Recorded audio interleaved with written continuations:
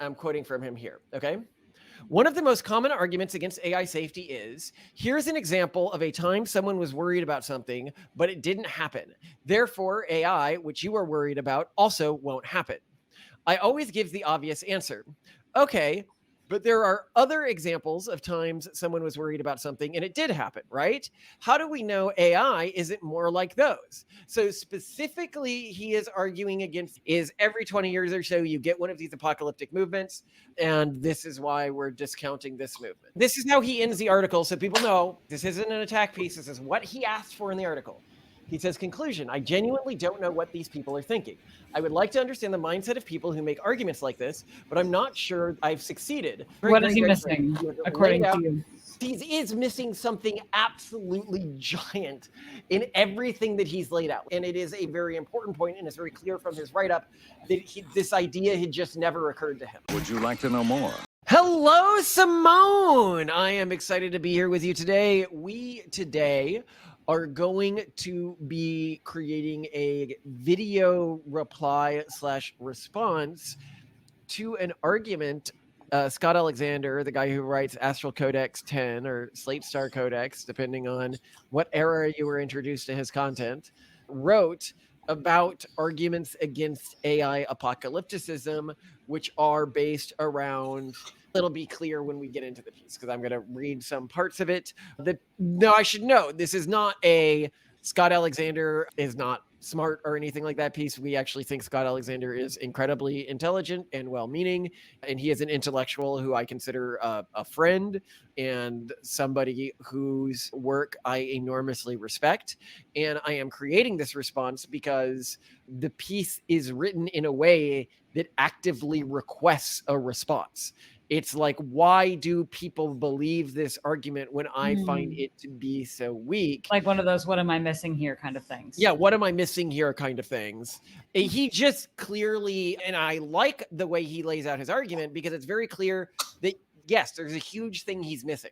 And it's clear from his argument and the way that he thought about it that he's just literally never considered this point, and it's why he doesn't understand this argument. Okay. So we're going to go over his counter argument, and we're going to go over the thing that he happens to be missing. And I'm quoting from him here. Okay. One of the most common arguments against AI safety is here's an example of a time someone was worried about something, but it didn't happen. Therefore, AI, which you are worried about, also won't happen. I always give the obvious answer. Okay, but there are other examples of times someone was worried about something and it did happen, right? How do we know AI isn't more like those? The people I'm arguing with always seem so surprised by this response, as if I'm committing some sort of betrayal by destroying their beautiful argument. So specifically, he is arguing against the form of apocalypticism that when we talk about it more sounds like, or argument against AI apocalypticism is every 20 years or so, you get one of these apocalyptic movements, and this is why we're discounting this movement, okay? And I'm going to go further with his argument here. So he says, I keep trying to steelman this argument. So keep in mind, he's trying to steelman it. This is not us saying like he wants it steelman, okay? I keep trying to steelman this argument and it keeps resisting my steelmanning. For example, maybe the argument is a failed attempt to gesture at a principle of, quote, most technologies don't go wrong, but people make the same argument with technologies that aren't technologies, like global cooling or overpopulation. Maybe the argument is a failed attempt to gesture at a principle of, quote, the world is never destroyed, so doomsday prophecies have an abysmal track record, end quote, but overpopulation and global cooling don't claim that no one will die, just that a lot of people will. And plenty of prophecies about mass death events have come true, e.g. Black Plague, World War II, AIDS. And none of this explains coffee. So there's some weird coffee argument that he comes back to that I don't actually think is important to understand this, but I can read it if you're interested. I'm sufficiently intrigued. Okay. People basically made the thing of one. Sorry, I'm basically reading from him now. Once people were worried about coffee, but now we know coffee is safe. Therefore, AI will also be safe, which is to say there was a period where everyone was afraid of coffee and there was a lot of apocalypticism about it. And there really was, like, people were afraid of caffeine for a period and the fears turned out wrong. And then people correlate that with AI. And I think that is a bad argument. But the other type of argument he's making here, so you can see And I will create a final framing from him here that I think is a pretty good summation of his argument. There is at least one thing that was possible. Therefore, super intelligent AI is also possible. And an only slightly less hostile reframing. So that's the way that he hears it when people make this argument. There is at least one thing that was possible. Therefore, super intelligent AI is also possible and safe, presumably, right? Because it's one thing was past technologies that we're talking about. And then he says, in an only slightly less hostile rephrasing, people were wrong when they said nuclear reactions were impossible. Therefore, they might also be wrong when they say super intelligent AI is possible. Conclusion, I genuinely don't know what these people are thinking. And then he says, I would like to understand the mindset. So this is how he ends the article. So people know this isn't an attack piece. This is what he asked for in the article. He says, conclusion, I genuinely don't know what these people are thinking. I would like to understand the mindset of people who make arguments like this, but I'm not sure I've succeeded. The best I can say is that sometimes people on my side make similar arguments, the nuclear chain reaction one, which I don't immediately flag as dumb, and maybe I can follow this thread to figure why they seem tempting sometimes. All right. So, great. What is he missing, according to you? Actually, I'd almost take a pause moment here to see if our audience, because he is missing something absolutely giant in everything that he's laid out. There is a very logical reason to be making this argument, and it is a point that he is missing in everything that he's looking at, and it is a very important point, and it's very clear from his write-up that this idea had just never occurred to him. Is this the Margaret Thatcher Irish terrorists idea? No. Okay. Can you think what if I was trying to predict the probability of a current apocalyptic movement being wrong, what would I use in a historic context? And I usually don't lay out this point because I thought it was so obvious. And now I'm realizing that to even fairly smart people, it's not an obvious point. I have no idea. School us. People historically have sometimes built up panics about things that didn't happen. And then sometimes people have raised red flags as outliers about things that did end up happening. True. What we can do to find out if the current event is just a moral panic or is it actually a legitimate panic is to correlate it with historical circumstances to figure out what things did the historical accurate predictions have in common and what things did the pure moral panics have in common. So what are examples of past genuine apocalypses? So like the plague? What else? So I went through and we'll go through examples of, So it's history time with Malcolm Collins. History time with Malcolm Collins. When people actually predicted the beginnings of something that was going to be huge. And then times, and hold on, I should actually word this a bit differently. So people the Industrial Revolution. That's a good one. Simone, we'll get to these in a second, okay? Okay. The point being is I want to better explain this argument to people because people may still struggle to understand like the really core point that he's missing. Historically speaking, people made predictions around things that were beginning to happen within their times, becoming huge and apocalyptic events in the future that ended up in mass deaths. Mm-hmm. We can, from today's perspective, because we now know which of those predictions fell into which categories, correlate, one, the ways that these communities act, features of the prediction, and the types of things they're making predictions about to find out if somebody today is making a prediction around some current trend leading to mass deaths, okay? Mm-hmm. If it's going to fall into the camp of false prediction or accurate prediction by correlating it with the historic predictions. Yeah. I think that the reason why, because I don't think he's a dumb person, he should have thought of this. Like, I genuinely think like this is not a weird thing to think about. I think the reason he hasn't thought about it is because he's so on the side of AI apocalypticism being something we should focus on. He just hasn't thought about disconfirming arguments.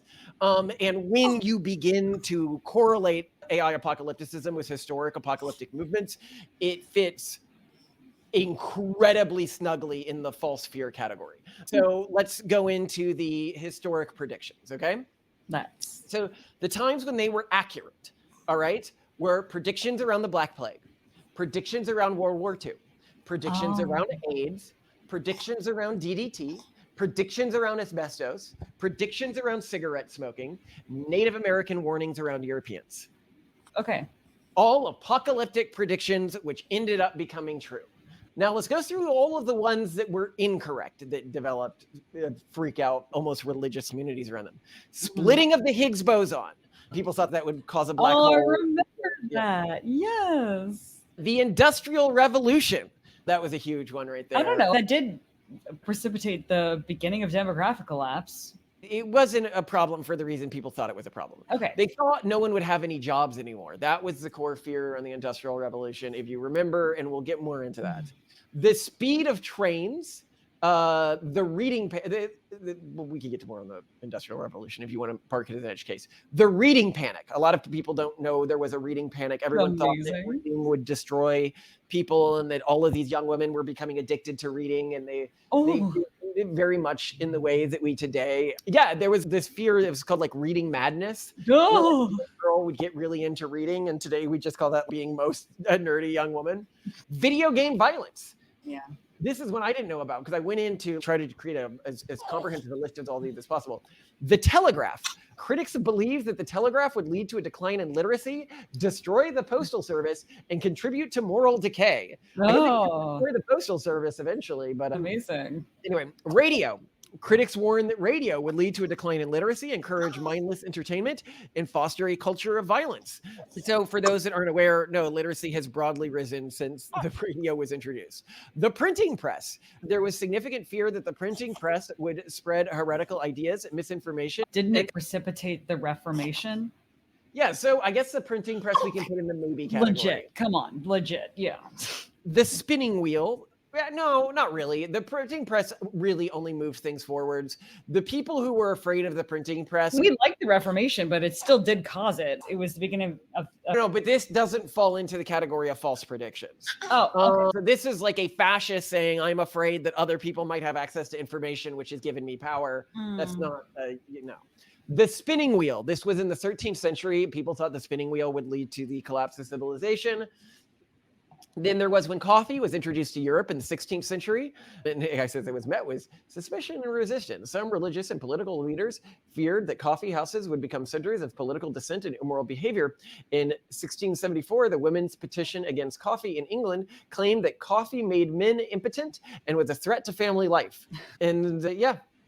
So what do these things have in common now that we have categorized them into these two groups? And I think there is very loud things about the accurate predictions that you almost never see in the inaccurate predictions. And very loud things amongst all the inaccurate predictions you never see in the accurate predictions. I think that these two categories of predictions actually look very different, okay? So the things that turned out to be moral panics versus the things that turned out to be accurate predictions of a future danger. People were already dying in small ways.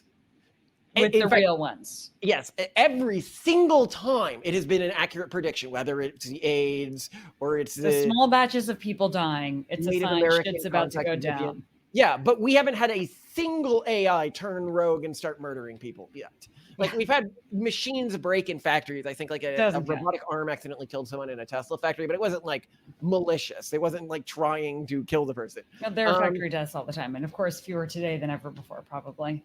Yes, this marks it clearly in the moral panic category. Okay.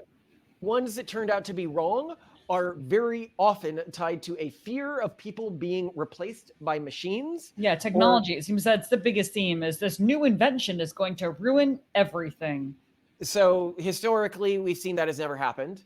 Or cultural destruction. That's the other thing that's often claimed, which is also something we see around AI apocalypticism, fears around cultural destruction and jobs being taken. Interesting. And then here, and people could be like, what? But jobs are being taken. Yes, but more jobs are created at the end of the day. It's what's always happened in a historic context. And yes, like photography took jobs away from artists, but no one's now as like photography as like a moral evil or something like that. Here's another one. The fake ones, the ones that turn out to be wrong, are usually related to technology or science. Yeah. The ones that are right are usually related to medical concerns, or actually always related to medical concerns or geopolitical predictions. Yeah, I was getting that it's an infection either of like people or outside groups like the Sea Peoples or Europeans or whatever, or literally a disease coming in. Seems to be the issue. And here is the final nail in the coffin for his, you cannot learn anything from this. Different cultural groups react to fake predictions with different levels of susceptibility and panic. By that, what I mean is that if you look at certain countries and cultural backgrounds, they almost never have these moral panic freakouts when it is inaccurate.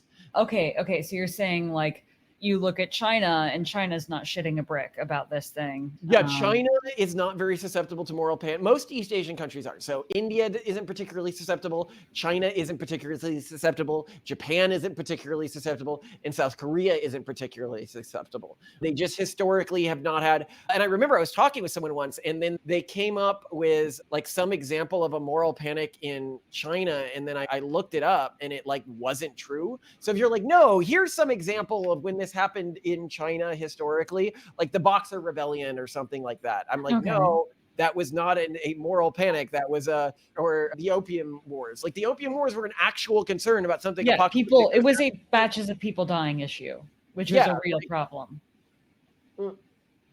So when you, and certain cultures are hyper susceptible to apocalyptic movements. Specifically, they spread really quickly within Jewish communities and within Christian communities. Those are the two groups that are most susceptible to this. Yeah, like it. Okay, here's the problem. So you get the problem across the board here, which is the places having the moral panics today around AI apocalypticism are 100% and nearly exclusively the communities that were disproportionately susceptible to incorrect moral panics on a historic basis. White Christians and Jews. You just don't see big AI apocalyptic movements in Japan or Korea or China or India. They're just not freaking out about this in the same way. And keep in mind, I've made the table very big here. It's not like I'm just saying, oh, you're not seeing it in Japan. You're not seeing it in half the world that's not prone to these types of apocalyptic panics. Okay? That is really big evidence to me. Okay, that's point one. Point two is it has all of the characteristics of the fake moral panics, historically speaking, and none of the characteristics of the accurate panics, historically speaking. But I'm wondering if you're noticing any other areas where there are congruence in the moral panics that turned out accurate versus the ones that didn't. The biggest theme to me is just invasion versus change.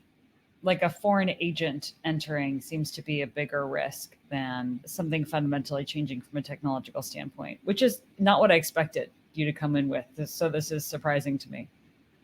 Yeah. Okay. So if we were going to modify AI risk to fit into the mindset of the moral panics that turned out to be correct, like the apocalyptic claims that turned out to be correct, you would need to reframe it. You'd need to say something like, and this would fit correct predictions, historically speaking. If we stop AI development and China keeps on with AI development, China will use the AI to subjugate us and eradicate a large portion of our population. Oh, totally. Yeah. That would have a lot in common with the types of moral predictions or moral panic predictions that turned out accurate. AI will take people's jobs. AI will destroy our culture, or AI will kill all people. These feel very much like the historic incorrect. But I think you are underplaying something, which is that while these technological predictions, Luddites freaking out about the Industrial Revolution, people freaking out about the printing press, it did not lead to the fall of civilization as expected. It did lead to fundamental changes.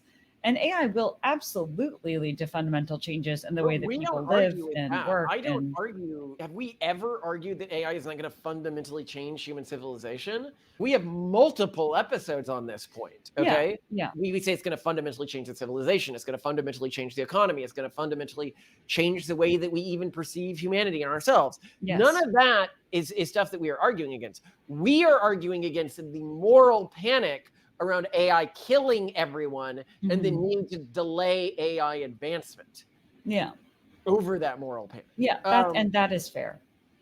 and the point here being is you can actually learn something by correlating historic events. And it is useful to correlate these historic events to look for these patterns.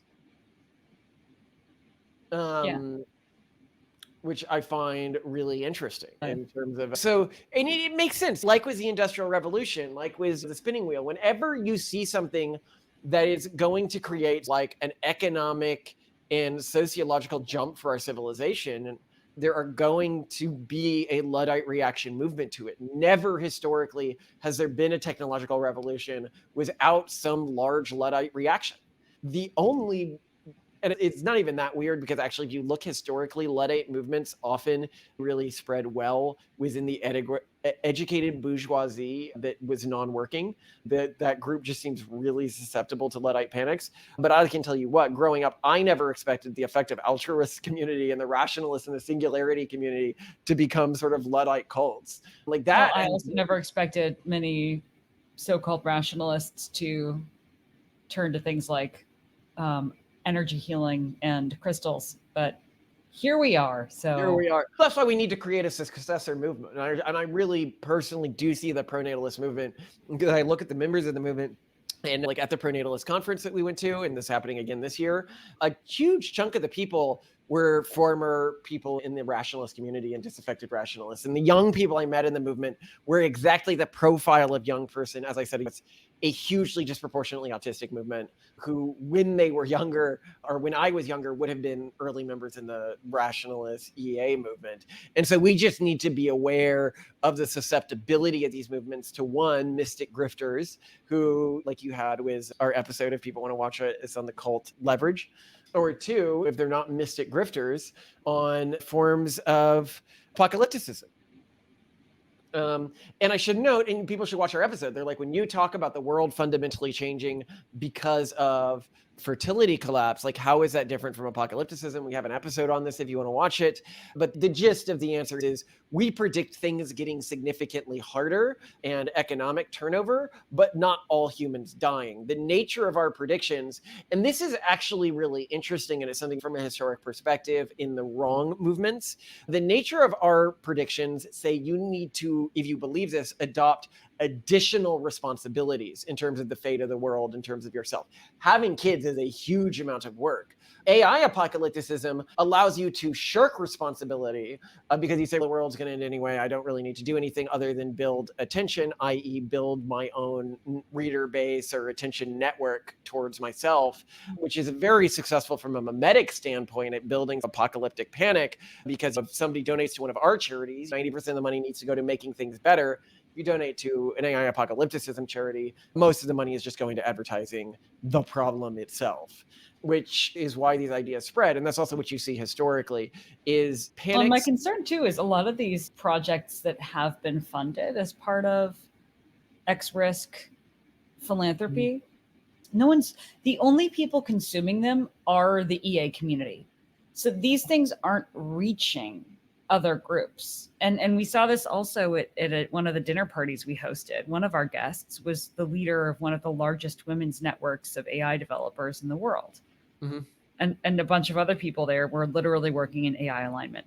This woman had never even heard the term AI alignment. These people working in AI alignment are not reaching out to people actually working in AI. They are not effectively reaching, they're also not reaching audiences of just broader people. They're all in this echo chamber within the EA and rationalist community, and they're not actually getting reach. So even if I did believe in the importance of communicating this message, I wouldn't support this community because they're not doing it. They're not doing it. Yeah, what they need is to create a network that funds attractive young women to go on dates with people in the AI space, to just live in areas where they are and try to convince them of it as an issue. But they won't. But a lot of people in it. Here's another thing that I noticed that's cross-correlating between the two groups. Actually, I would love to see you apply for a grant with one of those X-Risk funds of just, I will hire thirst traps to post on Instagram and to be on to be on OnlyFans and to just start like. No, not on I will OnlyFans. You have them sponsor- move to cities, because there's some cities where these companies are based and where a Yeah, lot of no, for sure. And date them, yes, for sure. But I love this idea of using women. But here's the other thing that's cross-correlated across all of the incorrect panics historically, which I find very interesting, and I didn't notice it just now. Every one of the correct panics had something specific and actual that you could do to help reduce the risk. Whereas almost all of the incorrect moral panics, the answer was just stop technological progress. That's how you fix the problem. So if you look at the correct moral panics, Black Plague, World War II, AIDS, DDT, asbestos, cigarette smoking, Native American warnings about Europeans. In every one of those, there was like an actionable thing that you needed to do, like DDT, go start doing removal, go don't have it sprayed on as many crops. AIDS, safer sex policies, stuff like that. However, if you look at the incorrect things, what are you looking at? Like the splitting of the Higgs, you just need to stop technological development. Industrial revolution, you just need to stop technological development. The speed of trains, you just need to stop technological development. Reading panic, you just need to stop technological development. Radio, you just need to stop technological development. Printing press, you just need to stop technological. An important point with all of these, and you could argue actually that this was an issue with nuclear as well. In fact, this discussion was had with nuclear, is that there was this one physicist who, one, believed that nuclear wouldn't be possible, but two, also was very strongly against censorship, because a lot of people were saying we have to stop this research, it's too dangerous. And he just strongly believed that you should never ever censor things in physics, if that's not acceptable. And then we did ultimately end up with nuclear weapons, and that is a real risk for us. But I think the larger argument with technological development is someone's going to figure it out. And to a certain extent, it's going to have to be an arms race. And you're going to have to hope that your faction develops this and starts to own the best versions of this tech in a game of proliferation before anyone else. If you don't do it, someone else will. Yeah, and that's the other. Now, I haven't gone into this because this isn't what the video is, but recently I was trying to understand the AI risk people better as part of Lemon Week, where I have to engage really heavily with steel manning an idea I disagree with.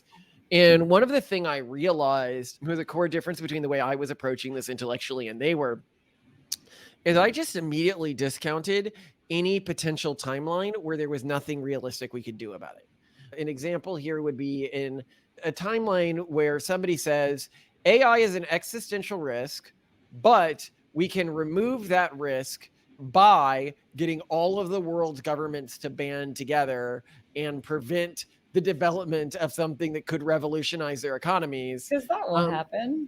No, it's just stupid. It's a stupid statement. Of course we can't do that.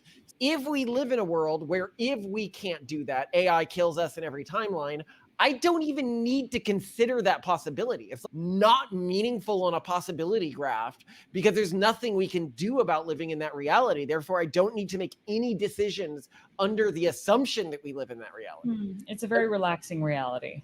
Yeah, and that's what gets me is I realize that they weren't just immediately discounting impossible tasks, whereas I always do. Like when people are like, you could fix pronatalism if you could give a $500,000 grant to every parent. I'm like, cool, but we don't live in that reality. So I don't consider that. Yeah. They're like, yeah, government policy interventions could work. You need a $500,000. I'm like, yeah. And people are like, technically we could economically afford it. And I go, yes, but in no realistic governance scenario could you get that passed in anything close to the near future. I think it's just an issue of how I judge timelines to worry about and timelines not to worry about, which is interesting. Anyway, love you to death. It'd be interesting if Scott watches this. We chat with Scott. I'm friendly with him, but I also know that he doesn't really consume YouTube. So I don't know if this is something that will get to him, but it's also just useful for people who watch this stuff. And if you are not following Scott's stuff, you should be, or you are out of the cultural zeitgeist. That's just what I'm going to tell you. He is certainly still a figure that is well more respected than us as an intellectual. And I think he is a deservingly respected intellectual. And I say that about very few living people. Yeah. I know very few living intellectuals where I'm like, yeah, you should really respect this person as an intellectual because they have takes beyond my own occasionally. Yeah, he is wise. He is extremely well read. He is extremely clever and surrounded by incredibly clever people. And then beyond that, I would say he disagrees with us on quite a few things. So we Yeah. have a lot to learn from him. Actually, question, Simone, why Yeah. do you think he didn't consider what I could just laid out and think is a fairly obvious point, that you should be correlating these historical movements? I think that you have a way of looking at things from an even more cross-disciplinary and first principles way than he does sometimes. So you both are very cross-disciplinary thinkers, which is one reason why I like both of your work a lot. But I think in the algorithm of cross-disciplinary thinking, he gives a heavier weight to other materials, and you give a heavier weight to just first principles reasoning. And that's how you come to reach these different conclusions. Yeah, I'd agree with that. Yeah, and I also think another thing he gives a heavier weight to, like when I disagree with him most frequently, to things that are culturally normative in his community, he gives a slightly heavier weight to. No, that's actually, you are very similar in that way, and that your opinion is highly colored by recent conversations you've had with people and recent things you watch. So it's something that both of you are subject to. I would say that maybe you may be even more subject to it than he is, because you interact with people less than he does on a regular basis. True. He's much more social than us. He's much more social than you, but you are extremely colored by what you're exposed to. So you're not exempt from this, but it's That okay. is true. Yeah, actually, I would definitely admit that. Like a lot of I think my he's more stuff tempered. around trans stuff recently is just because I've been watching lots and lots of content in that area, which has caused YouTube to recommend more of it to me, which has caused sort of a loop on a topic that historically I wouldn't have cared about that much. One thing I'll just end with, though, and I'm still not even finished reading this, but Leopold Aschenbrenner, I don't know actually how his last name is pronounced, but he is like in the EA X risk. I think he's even pronatalist. No, he is. He's famously one of the first people to talk about pronatalism. He just never put any money into it, even though he was on the board of FTX. He published a really great piece on AI that I now am using as my mooring point for helping me think through the implications of where we're going with AI. Seeing how steeped he is in that world and how well he knows many of the people who are working on the inside of it, getting us closer to AGI, I think he's a really good person to turn to in terms of his takes. I think that they're better moored in reality, and they're also more practically oriented. He wrote this thing called Situational Awareness, The Decade Ahead. You can find it at situational-awareness.ai. And if you look at his Twitter, if you just search Leopold Aschenbrenner on Twitter, it's like his Twitter URL link. He's definitely promoting it. I recommend reading that. In terms of the conversation that I wish we were having with AI, he sets the tone of what I wish we were talking about. Like how we should be building out energy infrastructure, the immense security loopholes and concerns that we should be having about, for example, foreign actors getting access to our algorithms and weights and the AI that we're developing right now, because there's very little security around it. So I think that people should turn to his write-up. That's a great call to action. And I was just thinking, I had another idea as to why maybe I recognize this when he didn't, because this is very much like me asking, why did somebody smarter than me, or who I consider smarter than me, not see something that I saw as like really obvious and he didn't include and like discount in his piece? Of course, he would cross correlate the instances of success with the instances of failure in these predictions. I suspect it could also be that my entire worldview in philosophy, and many people know this from our videos, comes from a mimetic cloud first perspective, I am always looking at the types of ideas that are good at replicating themselves and the types of ideas that aren't good at replicating themselves when I am trying to determine why large groups act in specific ways or end up believing things that I find off or weird. Like, how could they believe that? And that led me to, in my earliest days, become, as I've mentioned, like really interested with cults. Like, how do cults work? Why do religions work? Like, how do people convince them things of stuff that to an outsider seem absurd? And so when I am looking at any idea, I am always seeing it through this mimetic lens first. And I think when he looks at ideas, he doesn't first filter it through a mimetically, why would this idea exist, before he is looking at the merits of the idea. Whereas I often consider those two things as of equal standing to help me understand how an idea came to exist and why it's in front of me. But I don't think that he has this second obsession here. And I think that's probably why. Maybe. Yeah. Yeah. But I like it when people come to different conclusions because it's always something in between there that I find the value. And I don't know if that's helpful. I actually think that that's an unhelpful way to look at things. I think you shouldn't look for averages, but you can. I don't look for averages. I find stuff. I think when you look at what is different, you find interesting insights. It's not an average of the two. It's not a mean, a median, or a mode. It is unique, new insights. It's more about emergent properties of the elements of disagreement that yield entirely new and often unexpected insights, not something in between, not compromise. You are a genius, Simone. I am so glad. As the comments have said, you're the smarter of the two of us, and I could not agree more. And I will hit you as that every time now because I know this drives me nuts. You know that you're the smarter one. That even our polygenic scores for intelligence show that you're the smarter one. Yeah, we went through our polygenic scores recently, and one of the things I mentioned in a few other episodes is that I have the face of somebody who, you know, when they were biologically developing, was in a high testosterone environment. When contrasted with Andrew Tate, like that's where I often talk about it, is he has the face of somebody who grew up in a very low testosterone environment. Believe it or not, when I was going through the polygenic markers, I came up 99% on testosterone production in terms of so I'm in the top 1% of the population in terms of just endogenous testosterone production. So yeah, of course, when I was developmental, I was just flooded in this stuff. That's why I look like this. And then you were what, in like 1% of pain tolerance, and I was a 99%. Yeah, you were like a 99% for pain tolerance, and I would it explains 1% for so pain tolerance. much. No, I like it. But being high testosterone, but actually feeling pain and just being like, nah, not going to engage in those scenarios. Yeah, it's probably a good mix of noping out of there. It's a good mix of being tough but noping out the moment it becomes dangerous. Yes. High risk but good survival instinct. Very good. Yeah, especially because you also have fast twitch muscle, which I don't.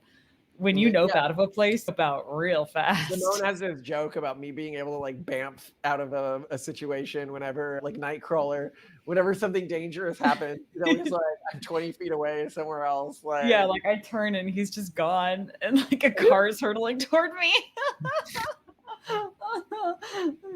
Jay, you are so slow. You actually remind me of like a sloth. I need to get better at just yanking you out of the way.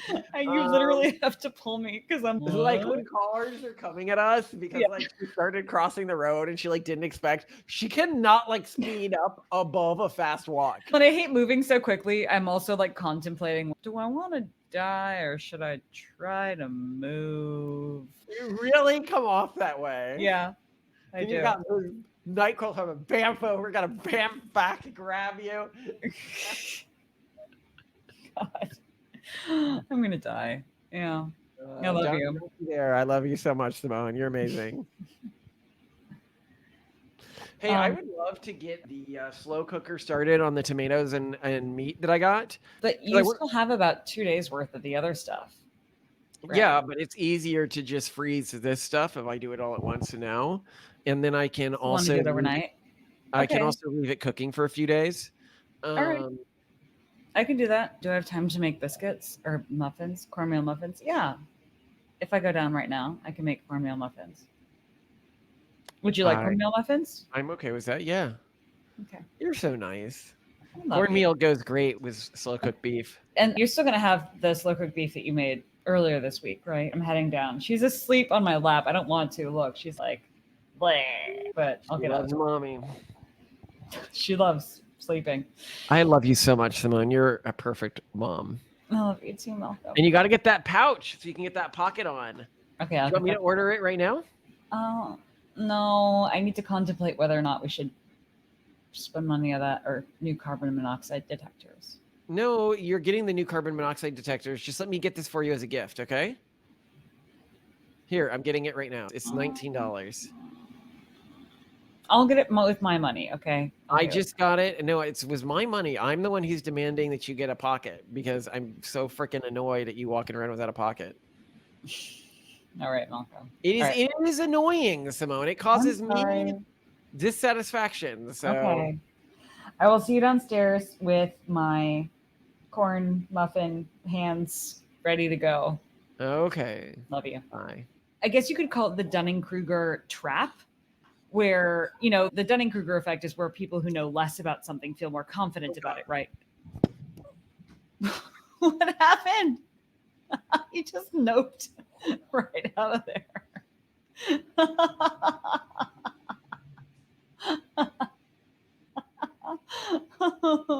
What is it? Is it a bug? Is it a mouse?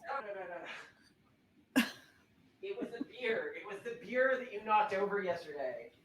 Oh, the one that no, Titan knocked it off the table.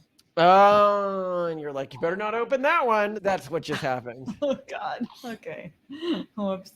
So I actually the Dunning-Kruger effect, whereby people who know less about something feel more confident about it. By the way, Dunning-Kruger effect does not replicate. And then, but anyway, still people are familiar with it. And then people who know more about something often say that they know less. And I think that there gets to be a certain point where when you know a ton about something, you just start to become very uncertain about it. And you're not really willing to take any stance, which is something I saw a lot in academia. Where the higher up in academia I got, the more the answer was always, it depends, instead of... That is, this, whatever you're talking about has nothing to do with any of the points I'm going to make.